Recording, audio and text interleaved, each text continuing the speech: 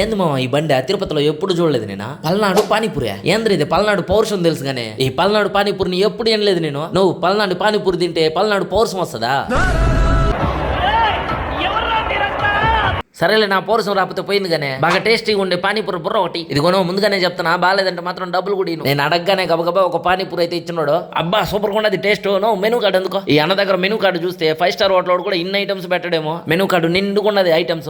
చూడండి మామ, కస్టమర్స్ కి ఓపెన్ ఛాలెంజ్ అంట. నచ్చితే ఒకరికి చెప్పండి, నచ్చకపోతే 5 మందికి చెప్పండి అన్నాడు. ఏందో ఈ అన్న కాన్ఫిడెంట్ నాకైతే ఏం అర్థం కాల. నేను కూడా అన్న చెప్పుండే దోవలోనే పోతా. అన్న దగ్గర స్పెషల్ ఐటమ్ అయినా ఎగ్ మసాలా పూరి అయితే చెప్పేసినాను. మంచిగా ఎగ్ మసాలా కావాల్సినటువంటి బొరుగులు మిక్చర్ బాగా కలుపుకొని లాస్ట్ లో ఒక కోడిగుడ్డుని తురిమేసి మళ్ళీ బాగా కలిపి సన్నగా ఒక మామిడికాయ దెబ్బను కోసుకొని దాన్ని చిన్న చిన్న ముక్కలు చేసి అన్ని కలుపుకున్న మసాలా మిక్చర్లు అయితే వేసినాడు. తర్వాత బాగా మళ్ళీ కలిపేసి మనకి స్పెషల్ ఎగ్ మసాలా పూరి అయితే రెడీగా ఇచ్చేసినాడు. మామ ఏందో కలుపుతున్నాడు అనుకున్నాను కానీ తింటే తెలుస్తుంది మామ దాని టేస్ట్. ఖచ్చితంగా మన తిరుపతిలో అయితే ట్రై చేయండి. ఎగ్ మసాలా పూరి సూపర్ ఉన్నది, అదిరిపోయింది అంతే. మామ నేనైతే ఇక్కడ చాలా రకాల పానీపూర్లు మసాలా ఐటమ్స్ అన్ని టేస్ట్ చేసినాను, చాలా బాగున్నాయి. టేస్ట్ అంత బాగున్నాయి కాబట్టి అన్న అంత కాన్ఫిడెంట్ గా ఉన్నాడు. మామ నేనైతే అన్నకి ఒకే మాట చెప్పేసి వచ్చున్నాను, కష్టాన్ని నమ్ముకున్నోడికి ఆ 7 కొండల వాడు ఎప్పుడు తోడుకుంటాడన్న ధైర్యంగా ఉండని. అమ్మ ఖచ్చితంగా ఒకసారి ట్రై చేయండి మీరు కూడా పల్నాడు పానీపూరి. నేనైతే లాస్ట్ లో అన్నకి మన తిరుపతి వాళ్ళకి ఇంత టేస్టీ పానీపూర్లు సప్లై చేస్తున్నందుకు థ్యాంక్స్ అని చెప్పేసి కూడా వచ్చేసినాను.